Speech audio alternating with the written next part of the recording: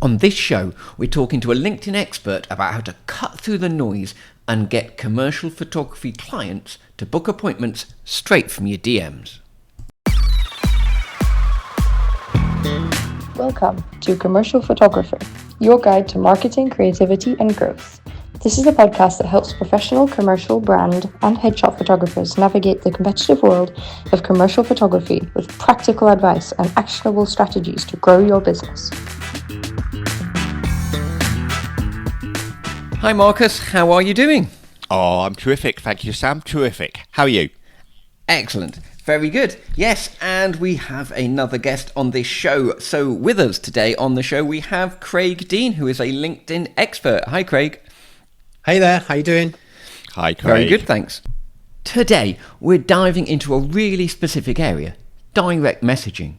It's often seen as a place for spam, but we're going to show you how you can use it properly. We've got a packed show, but by the end, you're going to walk away with 3 huge takeaways that Craig is going to share with us that are a great approach for marketing for photographers. First of all, you'll learn about the 4 pillars of LinkedIn for photographers that must all be in place before you even think about moving on to direct messaging. Then, we'll talk about how to craft that perfect direct message. It's a simple psychological technique that builds instant rapport and makes busy decision makers reply to your connection request. And finally, we'll discuss the power of opinion content and why sharing your own unique perspective is essential for positioning yourself as a go-to thought leader in the commercial photography space. Craig, would you like to introduce yourself? Yeah, sure. So my name's Craig Dean, as you mentioned before, and I love LinkedIn with a passion. It's where I spend what feels like all of my time. I essentially help people, coaches, consultants, creators, and agency owners to enhance their presence on LinkedIn and get results from the platform, which usually means helping them with generating leads and booking appointments from LinkedIn. Excellent. Sounds interesting. And then with photographers, normally kind of say, how did we get there? So I guess we can do a similar thing here. It's got to be because you don't just go to university and study LinkedIn and then you're an expert or something, do you? So how did you kind of get to where you are now? Yeah, so I used to work in recruitment. So, my background actually was, I was in the forces for many years. I got into recruitment. I worked in recruitment both here in the UK and in Hong Kong. And while I was working in recruitment, my last employed job was working with Indeed.com. And while I was working within that business, I was leveraging LinkedIn to find leads. And the reason I was doing that was because I hated making sales calls. I actually hated making sales calls with a passion. And back then I was selling into the hospitality industry. Right. So anyway, I started looking at LinkedIn and ways to use LinkedIn in order to be able to sell social selling. Right. Yeah. And I discovered this way to find leads and to leverage LinkedIn in order to be able to sell. And then after a short period of time, the sales director approached me. He was like, Craig, he said, I've been checking the KPIs. I've noticed that you're booking in lots of sales, lots of meetings, which is great, but you're not making any phone calls. How are you doing that? So I kind of showed him what I was doing, and he was like, oh my God, why are we not doing this as a business for the entire sales team? So he asked me at that point, would I be prepared to do a presentation to the rest of the sales team?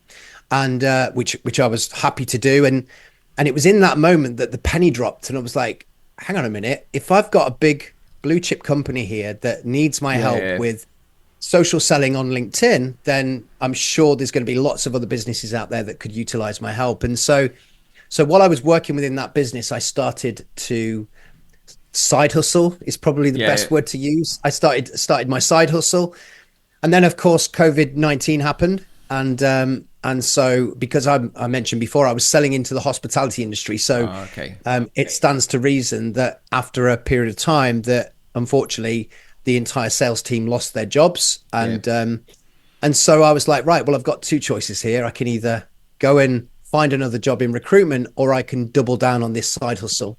And that's essentially what I decided to do. Okay. So that was sort of 4 years ago now. So So that's how I've ended up where I am. Yeah, I mean, what I was going to say, Sam, is that, I mean, we've had a few LinkedIn experts on the show, and of course, Sam and I are really passionate about LinkedIn. We both use it a lot, and we both believe in its possibilities. But Craig, what we're going to do with you is, I believe, we're going to dive into a very specific area, aren't we? We're going to be talking about what you call direct messaging. Is that correct? It is, yeah, direct messaging or the DMs through LinkedIn, absolutely. And it's almost got, it's almost got like a negative connotation. A lot of people avoid the DMs because they don't. First of all, I think there's a lot of people that see the word sales as a really negative word, when in actual fact all we're doing is helping people, right?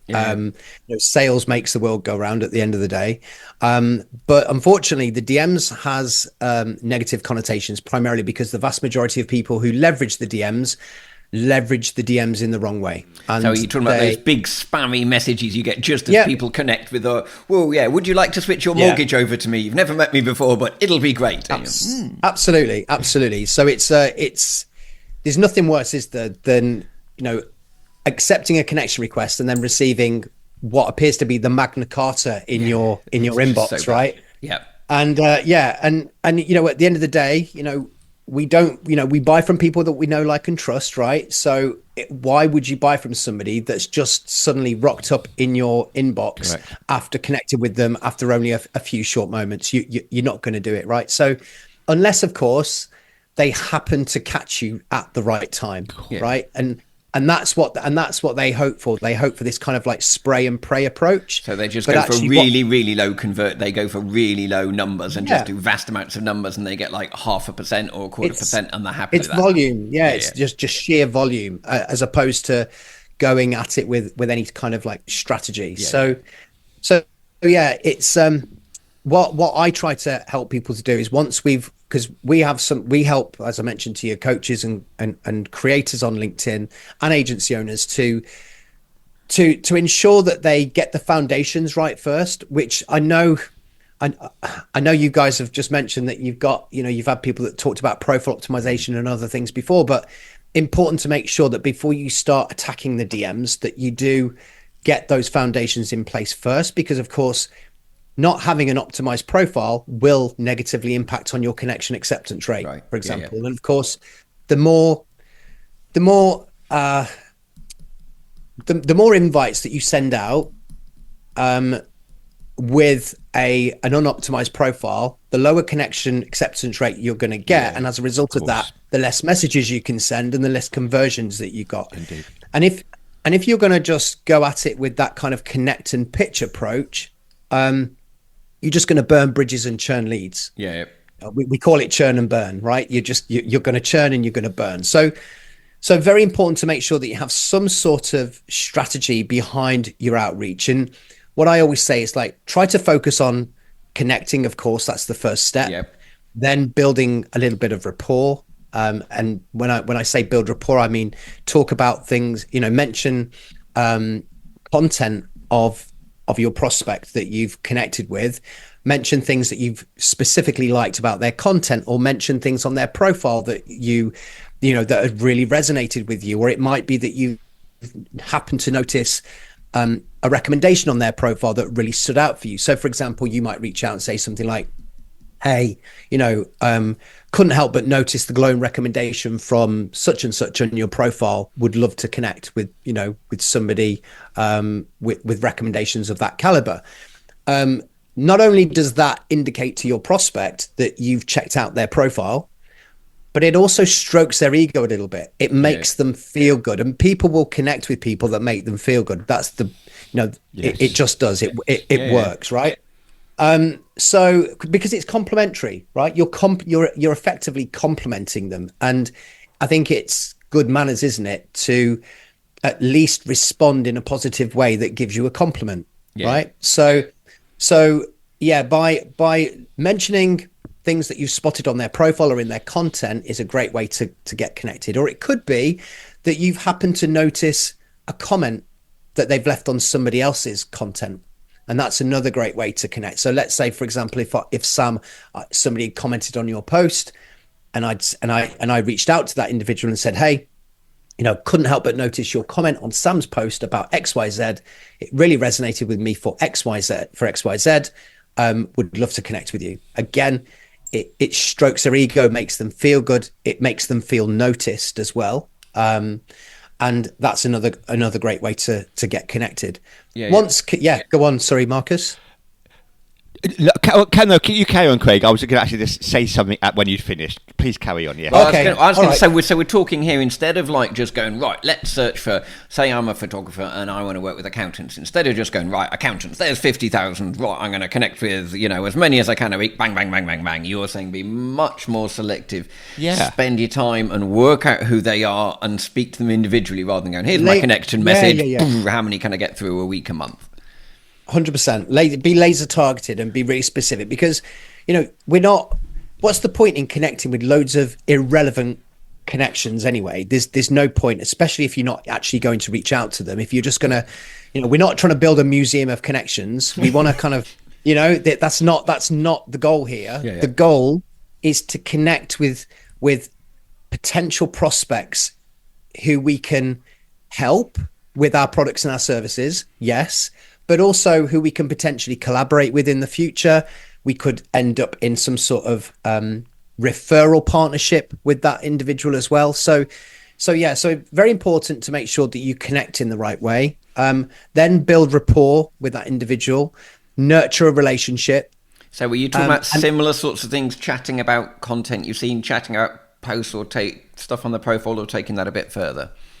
But ultimately we should always be striving to identify pain points that they're struggling with, because once we understand the pain points of the individual, we're then in a position to be able to offer our solutions. So one way that you can do that quite effectively is to and guide the conversation in the direction you want it to go in, is by using multiple choice. So you could ask a multiple choice question, for example, in the DMs.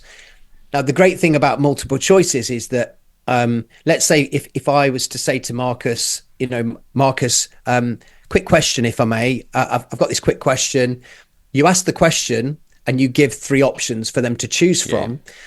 Not only are you able to align those 3 options with products and services that you offer, so no matter how they answer, you've got a way you've got something to come back with, but you're making it super quick and easy as well for them to reply.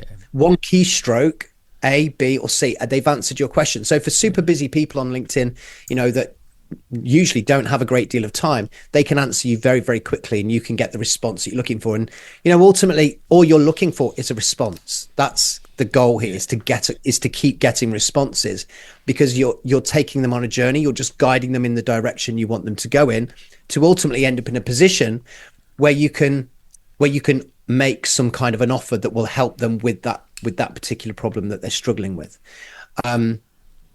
Permission. Yes, sorry, Marcus, go on. Okay, well, the thing I was going to say was just because it's just for our listeners, really. And you mentioned earlier about some of the previous guests we've had on talking about LinkedIn. And I just thought I might refer to them and the people we've had on. I think, Sam, and you might add to this or correct me, but we've had Gareth Wax talking about building your profile. So if you're looking at that, you can check that show out. We've had Jeff Brown on recently, and he was talking about this new facility of sending out an email marketing or newsletter, was it, Sam, or something like that? Yeah, newsletter, using a LinkedIn newsletter. And we also had Martin Sloman on, and that's worth checking out again, and he's a great guy for talking about a very slow, very easy sales process. So thanks for letting me butt in there, Greg. I just wanted to mention those links in the show notes.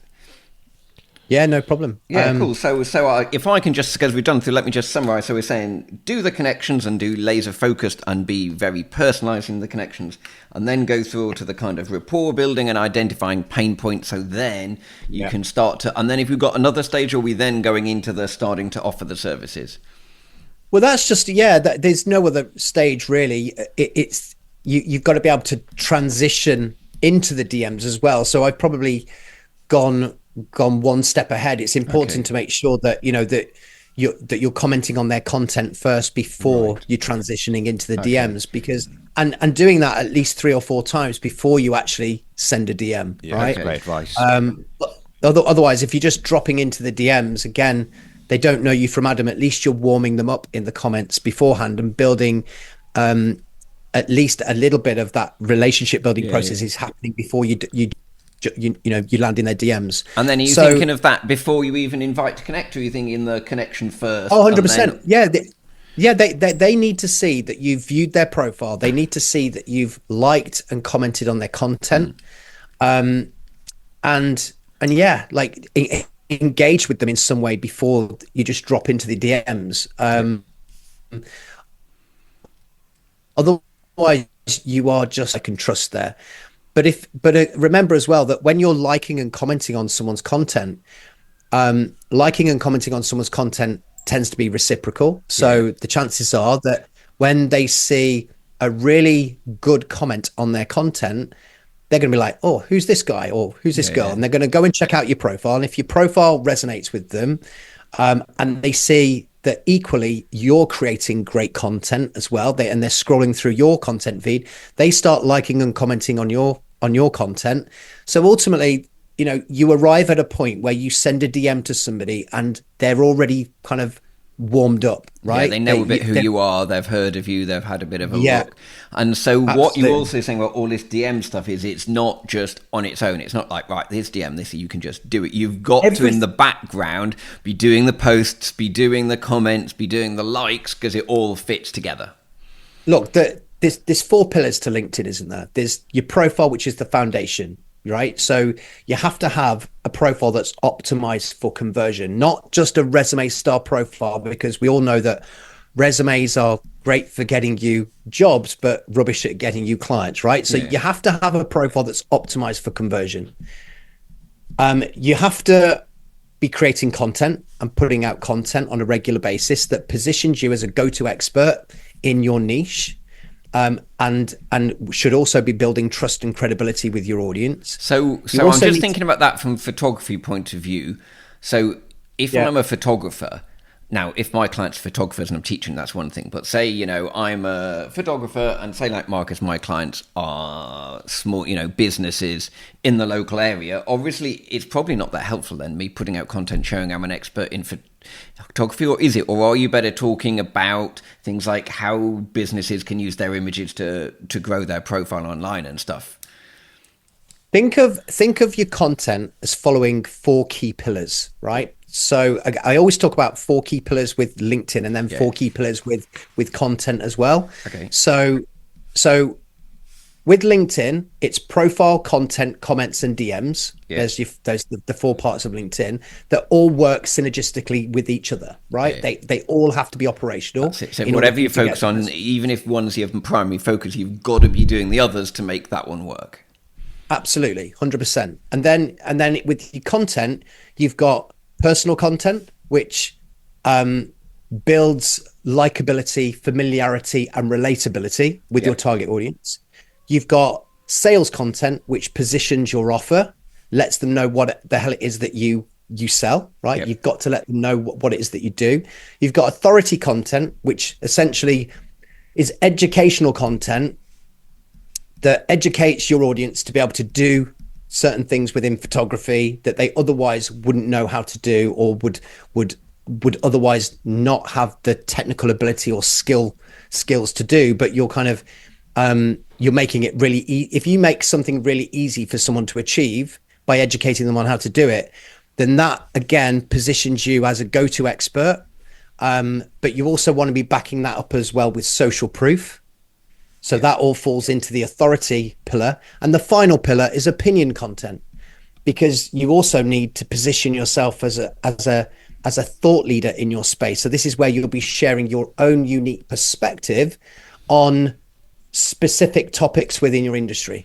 That's interesting. And are people sometimes a bit afraid of that, afraid of kind of giving their opinions in case they're going to upset some people? I can see some people being quite worried before they put that forward.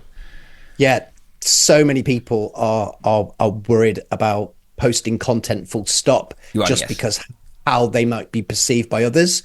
But ultimately, and I say this a lot, your vibe attracts your tribe. Don't worry about the people that don't dig what you do, right? because you wouldn't want to work with them in a million years anyway, right? Yeah, so it's The kind of people along that- the niching line. The key Yeah. is it actually is better to find that small group that resonates with 100%. you than and you'll 100%. speak with them and get a relationship with them when I'm trying to just apply, appeal to everybody and being rather vanilla and bland and not really appealing to anyone. Absolutely. Yeah, you can't win over all of the people all of the time, right? Yeah. So yeah, it's what was that saying? I'm trying to remember. Was it Oliver Reed that said, "Just be yourself because everyone else is taken"? Yeah, and it's so true. It's so true. Yeah, it was not Oliver Reed, was it? It was who was that? Oh God, I can't remember who it was. yeah. Anyway, answers on the back of a postcard, listeners, or on a LinkedIn DM. It's not Oliver Reed. I'm trying to think who it is, but yeah, get back to me on that. Just before the show started, Craig, we were just talking about photography and your experience of it, and we were talking about the LinkedIn banner, and I think that's a great opportunity for photographers who may be listening to the show to build some kind of expertise about producing LinkedIn banners for their clients, because they're very difficult to put together. They're very skinny and they're very long. Maybe you could just share us your experience that you had with a photographer and your anecdote that you had there. You're telling me. Yeah, no, it's cool. So like there's a real story behind my old banner that was actually not famous on LinkedIn, but it was very It was a very popular banner of LinkedIn, because what I did was I wanted to incorporate part of my background into my LinkedIn banner. And many years ago, I was probably about 13 years old, went to Weston-super-Mare, nearly drowned in the sea. Oh yes. I was saved by my cousin on a lilo. Wow. And as a result of that, I developed a fear of deep water, right? Oh, understandable. So I'm aquaphobic, basically. Yeah. Anyway, so for many years, up until about the age of 17, I was scared of deep water. And then I announced one day to my dad that I wanted to join the British Army, right? So he was like, "Well, son," he said, "you're going to have to get over that stupid fear of water." He said, nice. we're going to get you down to this. So he kind of gave me his version of exposure therapy. He took me to Starport swimming baths every morning and would kind of take me in a little bit deeper, splashing water over me. And eventually, over the course of time, I overcame this fear, and I was able to join the British Army and had a very successful career in the army.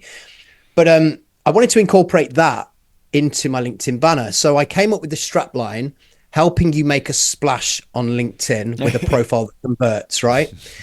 And that was all great. And there was a picture of me. I think I used like a caricature image of me kind of popping out of I can't remember how it was now. I was popping out of a pipe and someone was like pouring water into the pipe or something. But anyway, I wanted to kind of make it much, much better. So I contacted this brand photographer, and he came with all his equipment and everything. He came to my house, and he did this brand shoot. And the idea I had was to have, if you could imagine, this is my LinkedIn banner now, right? Yeah. And imagine like the water level is here, right? So that's about your. So we're not doing this in videos here. About your neck level and the parallel across. Oh, okay, all right, okay. So try and imagine that about 1/3 of the way up of my LinkedIn banner, there's like a water level. Yeah. Okay, and he took pictures of me sitting on a wooden block. Okay. Right, with my knees up to my chest and me holding on to my knees. Right. Yeah, so basically in the dive bomb pose. Yeah. Right. So he took all these pictures, and it ended up with us using that photography with this kind of picture. Oh, sorry, I had armbands on, these pink armbands on, and everything that he took he took the photos of, and then I took those photos and I sent them to a designer, and we designed this LinkedIn banner of me dive bombing into this water, making this massive splash, and there was like goldfish and a rubber duck floating on the water and all sorts. But it got a lot of attention, a hell of a lot of attention, and actually converted for me more times than I can remember. Just because it grabbed attention, and It's the first thing you look at, isn't it? You know, it's like when you design your website, Sam. You know, you got that first bit at the top above the fold. Yeah. It's the same with LinkedIn, isn't it? That banner is so important. Yeah. And it's a great, as I said, it's a great opportunity for photographers to be creative and offer something to their clients there. Yeah. And I think that's the thing. I think a lot of people have their LinkedIn banners done and they go with kind of like a standard pose of arms folded or leaning against a wall or something. But if you get a really good quality, like profile photo added to your banner, it can make the banner. It can just 100%.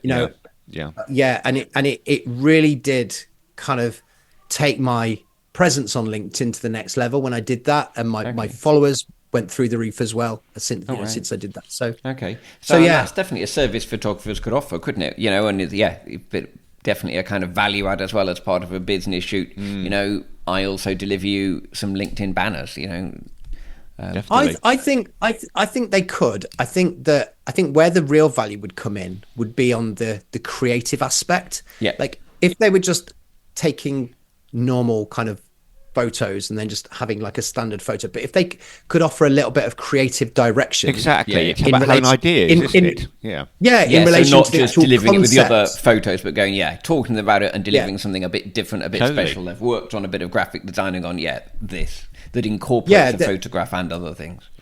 For example, I worked with a client called he had a company called Coin Flip Marketing. So we designed his banner. We had a picture of him like flipping like in a pose where he's like flipping a coin.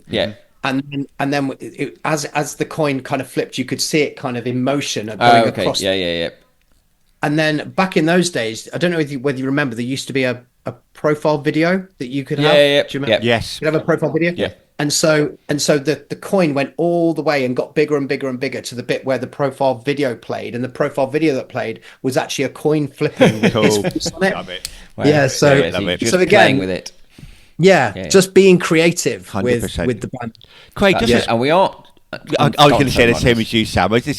We are coming up to the end of the show, I think we were going to say. But just before we finish, Craig, maybe how long would you recommend people spend on LinkedIn for what you're doing? You'll put back quite a lot of stuff there, commenting, finding the right people. How long would you recommend? I think no more than an hour and a half a day. A day, yeah. A day, that's realistic. But don't do it all at once either. I'm not saying sit on LinkedIn for an hour and a half. So, for example, commenting, I break my commenting down into 3 15-minute chunks throughout the day. So essentially, I'm spending sort of 45 minutes on commenting each day. But in the morning, early afternoon, late afternoon. But I guess the other thing is being disciplined with that, isn't it? Because what lots of people find is once they go in to do comments, they're then scrolling through the feed and they're just distracted. So I think once you're in social media, having a very specific aim and a very specific time frame is so important. Well, and being consistent, but also being very focused. You've got to have a plan to do that, and it's actually a lot easier than you would think. If you've got a list of people to go at, you can actually, if you use the search bar on LinkedIn, you can actually create a list of targeted, or create a targeted feed, shall we say, of prospects to comment on. And you can save that as a bookmark. So rather than just going through LinkedIn and trying to find content to comment on, you could be far more strategic about it by just clicking on your bookmark, and that feed comes up, and you're there straight away, comment on that targeted content. Makes sense. Right, I have a few quick fire questions, a new thing on Shoot to the Top. I was going to give these a try, some fun and some related to what you do. So you're only allowed to answer yes or no to these, or if there's if it's multi-choice, you get the idea. Quick answers. First one, LinkedIn Premium or LinkedIn Free? LinkedIn Premium. Okay, tea or coffee? Coffee.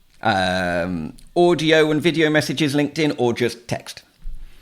Audio and video messages. Okay. Apple or Android? Android. Do you need any other social but LinkedIn? Do I what, sorry? Need any other socials except LinkedIn? No, just LinkedIn. Bake Off or Strictly? Oh God! Or neither. Neither. Okay. If you're taking pictures, do you have an SLR or or phone? Phone. Phone. And holiday, beach or in the mountains? Oh, he's thinking. Beach. Oh, Beach. It took a bit of thinking. No, that one. mountains. I'm going to mountains. Oh, mountains. He's changed his mind. Oh, good Lord. Mountains, sure. Maybe mountains, you ski down and there's a beach at the bottom. Yeah, mountains. Okay, excellent. Yeah, it sounds good. Excellent. Right. Right, that was a huge amount of value from Craig Dean today. Just to quickly recap the 3 most important things you need to implement right away for your commercial photography business. First, you must remember the 4 pillars of LinkedIn: profile, content, comments, and DMs.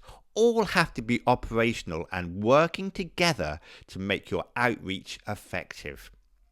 Second, we learned the step-by-step method for building rapport by mentioning content or recommendations you've spotted on a prospect's profile, making them feel noticed and more likely to connect. And finally, remember to use the opinion content pillar to share your unique perspectives.